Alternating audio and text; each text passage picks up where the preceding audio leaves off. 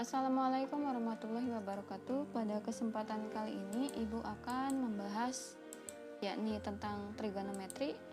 Oke, sebelumnya silakan kalian like dan subscribe channel YouTube ini agar channel YouTube ini bisa lebih berkembang untuk membuat video-video pembelajaran yang bermanfaat.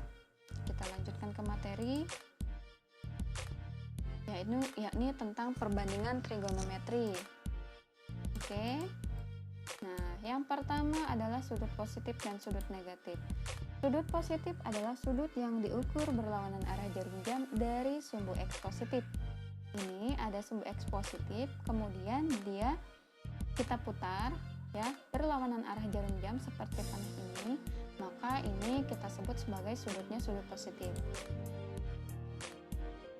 Kemudian sudut negatif ya, jadi diukur dari sumbu X positif searah jarum jam ya, panahnya seperti ini, maka dia membentuk sudut negatif. Kemudian kita coba mengidentifikasi sisi depan, sisi samping, dan sisi miring segitiga siku-siku. Ini ada segitiga siku-siku di mana siku-sikunya berada di titik B. Ya, kemudian ini adalah sudut lancip. Ya, ini disebut simbol sudut theta ya. Oke, kita akan mengidentifikasi. Jadi, kalau ada sisi yang menghadap sudut lancip tersebut ya, yang diketahui, maka ini adalah sisi depannya. Jadi sisi depan itu dia berhadapan dengan sudut lancipnya ya, yang diketahui pada gambar. Nah, kemudian di sini ada sisi sampingnya. Jadi sisi samping itu di samping sudut lancipnya. Kemudian di sini ada sisi miring.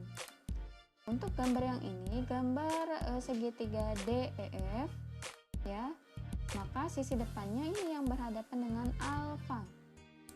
Maka ini adalah sisi depannya. Kemudian yang ini sisi samping, yang ini sisi miring. Kemudian ada segitiga GHI ya. Di sini ada sudut alfa. Sudut alfa menghadap sisi HI, maka ini sebagai sisi depannya. Ya. Sudut alfanya menghadap sisi HI, maka ini adalah sisi depannya. Kemudian ini sisi sampingnya, ini sisi miring. Kemudian di sini ada segitiga JKL. Pada segitiga JKL ini ada sudut alfa yang menghadap sisi KL. Maka sisi KL adalah sebagai sisi depan. Kemudian ini sisi samping, yang ini sisi miring. Nah, satu lagi di sini ada sudut MNO, di mana di sini ada sudut theta, dia menghadap NO, maka NO-nya adalah sisi depan. Ini sisi sampingnya dan ini sisi miring. Oke, kemudian kita ke nomor 2, yakni tentang perbandingan trigonometri sinus, kosinus, dan tan. Oke, ini hipotenusa itu sisi miringnya. Oke, perhatikan segitiga ABC yang siku-siku di B, ada gambar di samping ya. Oke, di sini yang pertama BC. Nah, BC ini adalah sisi depan. Ya, sisi depan sudut theta. Ya. Oke, jadi dia adalah sisi siku-siku di depan sudut theta. Kemudian AB disebut sisi siku-siku di samping sudut theta. Nah, kemudian ini ada AC. AC adalah hipotenusa atau sisi miring. Jadi sisi miring itu sisi yang terpanjang di antara sisi samping dan depan. Ya, dia hipotenusa itu sisi terpanjang. Untuk perbandingan trigonometrinya sendiri, kita lihat di sini ada sin theta. Kenapa disebut sin theta? Karena pada gambar dia sudutnya sudut theta. Kalau pada gambar sudut alfa, maka ini adalah sudut alfa ya, sin alfa. Oke, untuk sin itu rumusnya adalah rumus perbandingannya depan per miring. Depannya adalah BC ya. Oke, ini miringnya adalah AC. Ya. Oke, kemudian cos theta. Cos theta perbandingannya adalah sa dibagi mi ya, atau sami ya. Kita ingatnya sami. Sa-nya adalah AD, kemudian mi-nya adalah AC. Untuk tangan, yakni perbandingannya adalah depan per samping atau desa ya cara mengingat. D-nya adalah BC, A-nya adalah AB. Oke, untuk mengingat lebih mudah, jadi untuk sin itu adalah demi, sin demi. Jadi untuk kos sami, jadi kos sami. Untuk tan desa atau tan desa ya. Jadi jangan lupa nanti pernya nanti di bawah ya. Oke, pernya nanti kalian tulis. Oke, di sini ada gambar yang lain ya. Di sini ada segitiga OAB, siku-sikunya di A ya. Oke, di sini kalian lihat OA itu adalah X, AB adalah Y, OB adalah R. Jadi nanti kalian untuk perbandingannya boleh seperti ini ya. Silakan pilih salah satu saja, mau menggunakan AB atau Y, OA atau X, dan OB atau R, jadi silakan. Sin adalah demi, depan per miring. Depannya adalah Y, miringnya adalah R. Kemudian kos, sa per mi, sa-nya adalah X, mi-nya adalah R. Kemudian tan, tan-nya adalah D per sa, D-nya adalah Y, sa-nya adalah X ya. Oke. Kita ke contoh pertama. Seutas tali yang panjangnya 24 meter, salah satu ujungnya diikatkan pada ujung tiang vertikal yang tingginya H meter dan ujung yang lainnya ditancapkan pada tanah dan membentuk sudut 55 derajat seperti pada gambar berikut. Oke, berapakah tinggi tiang sesungguhnya? Kita gambar dulu. Ini adalah ibaratnya adalah untuk yang vertikal ini adalah tiangnya. Kemudian tiangnya adalah H meter tingginya. Kemudian di sini ada tali ya. Tali itu kan punya dua ujung. Salah satunya itu diikatkan pada tiang ya, yang ini. Kemudian salah satunya lagi, yang satunya kita tancapkan pada tanah. Itu talinya 24 meter.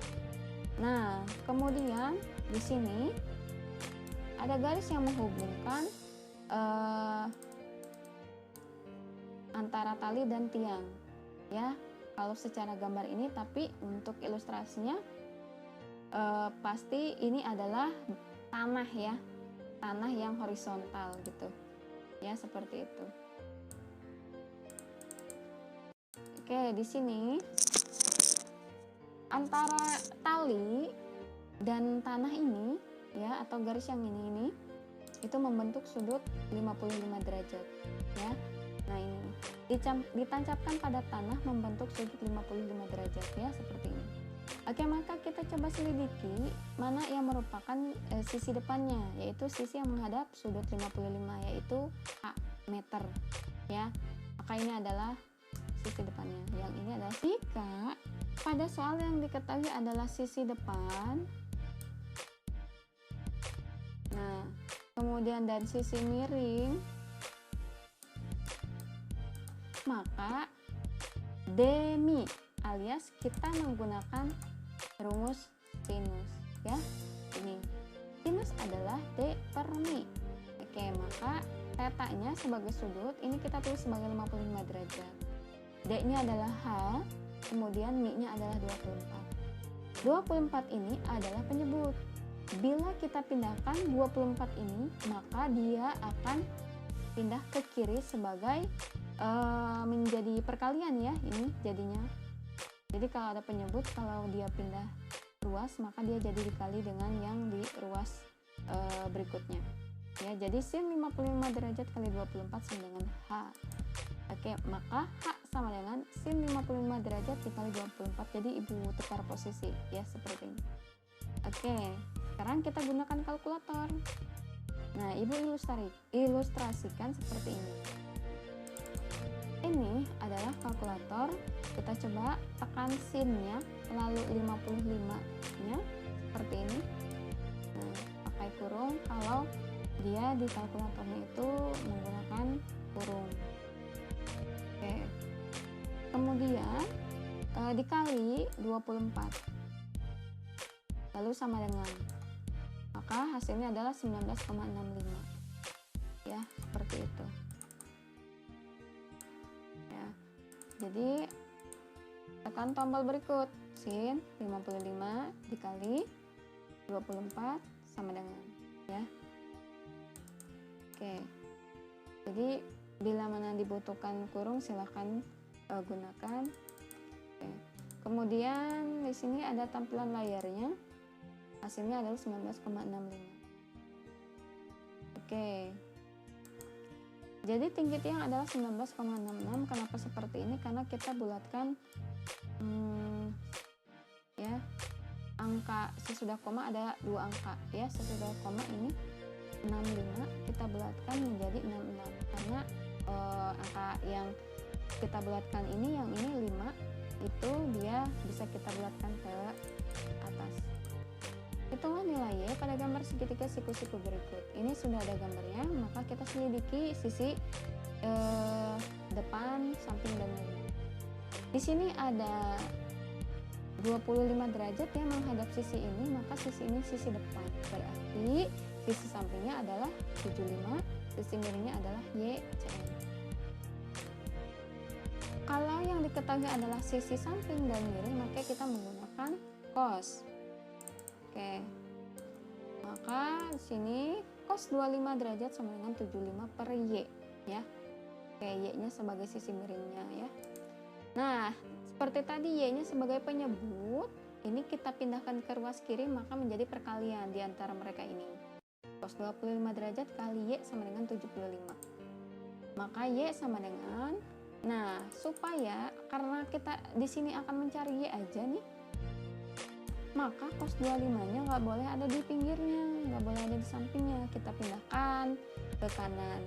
Kalau mereka ini adalah perkalian, nah, mereka ini adalah perkalian, maka yang akan dipindahkan seperti si cos ini, kalau kita pindahkan ke ruas kanan, maka dia pindahnya ke bawah.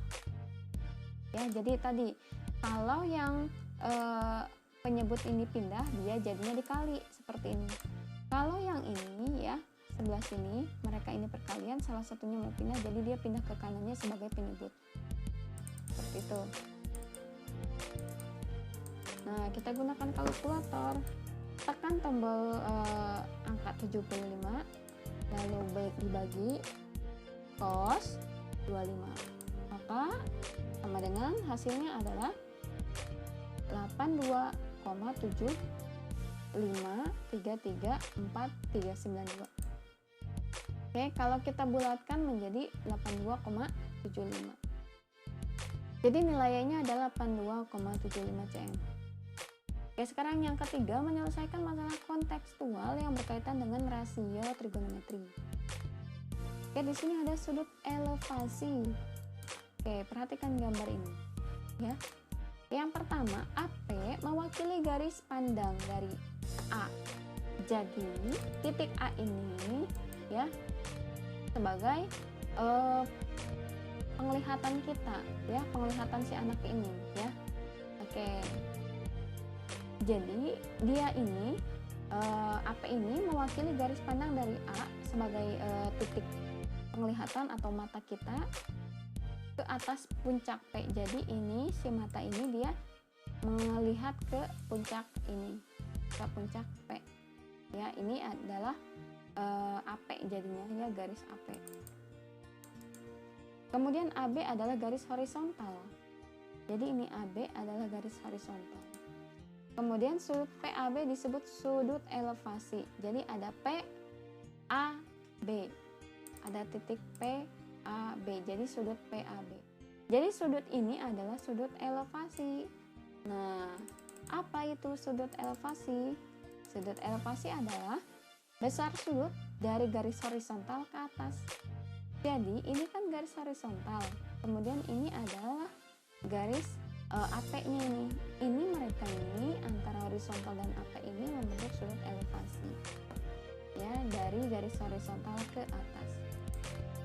PAB adalah sudut elevasi P dari A. Oke, kemudian sudut depresi. Perhatikan gambar berikut, ya. Oke, AM mewakili garis pandang ke bawah dari A ke M. ini ada pesawat ya. Oke, di dalam pesawat pasti ada pilot ya. Jadi si pilot ini dia melihat ya dari penglihatan dia ini ke bawah ke sini. Ya, ini disebut ini disebut garis AM. Ya, jadi penglihatan si pilot dari mulai titik di sini sampai ke bawah ini. Ya. Kemudian AB adalah garis horizontal. Jadi A ini, si pilot ini dia melihat lurus ke depan. Ya. Kita disebut sebagai garis horizontal. Kemudian sudut BAM disebut sudut depresi. Jadi ada sudut BAM. Ya, ini dia sudutnya. Ya, ini disebut sudut depresi. Nah, apa itu sudut depresi? Sudut depresi adalah besar sudut dari garis horizontal ke bawah. Jadi, di sini ada garis horizontal. Nah, kemudian dari titik ini dia ke bawah ke sini. Nah, ini disebut sudut depresinya. Ya, jadi dari garis horizontal ke bawah. Sedangkan tadi elevasi dari garis horizontal ke atas ya, itu bedanya. Oke, kita di sini lihat ada BAM. Sudut BAM adalah sudut depresi M dari A. Oke, di sini ada contoh 3, yaitu Rahmat melihat puncak suatu menara dengan sudut elevasi 26,75. Ya, ini sudut elevasinya. Jarak antara menara dan Rahmat adalah 35 meter. Ini ke sini adalah 35, maka ini juga sama. Jarak antara pandangan Rahmat ini ke sini itu 35 juga. Jadi ini sama, ya. Oke, sekarang yang diketahui apa lagi? Sudut elevasinya sudah. Kemudian garis horizontalnya sudah. Dan yang ditanyakan adalah tentukan tinggi menara jika tinggi pengamatan Rahmat adalah 1,70 meter. Jadi di sini kita akan mencari tinggi menara. Oke, maka kita akan cari tinggi menaranya sampai sini saja dulu nih. Nah, karena kita melihat di sini segitiganya hanya ini, ya. Oke, ingat yang ini adalah 35 ya. Horizontal yang ini 35 meter. Berarti yang diketahui adalah sisi samping, yang ini yang horizontal, kemudian sisi yang ditanyakannya adalah sisi depannya atau si menara ini ya. Yang hanya panjangnya sampai sini dulu. Oke, ini adalah sisi depannya. Kalau sisi depan dan sisi samping maka kita menggunakan rumus D per SA alias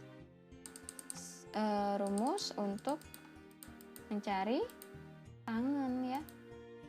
Oke, tangan tetanya 26,75. Depannya belum kita ketahui, kita tulis saja dulu H-nya per 35 sebagai sisi samping.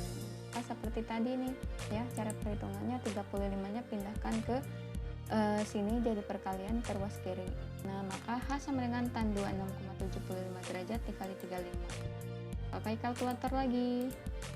Oke, tan 26,75 dikali 35 sama dengan hasilnya adalah 17,6. Oke. Nah, di sini tinggi menara ya, tinggi menara itu kan dari atas ke bawah seperti ini. Sedangkan dari sini ke sini itu sudah diketahui sebetulnya, yaitu sama dengan tinggi Rahmat 1,70. Jadi ini ke sini adalah 1,70. Sedangkan dari tinggi yang ini itu sudah kita cari dengan menggunakan tangan, yaitu 17,64. Maka untuk tinggi tiang sendiri adalah tinggi Rahmat ditambah tinggi menara yang lurus dengan pandangan Rahmat ya. Dengan pengamatan Rahmat atau pandangan Rahmat ke horizontal ke atas menara. Oke, jadinya 1,70 meter ditambah 17,64 meter, maka hasilnya adalah 19,34 meter. Itu tinggi menara dari puncak ke bawah. Oke, itu ya. Oke, terima kasih.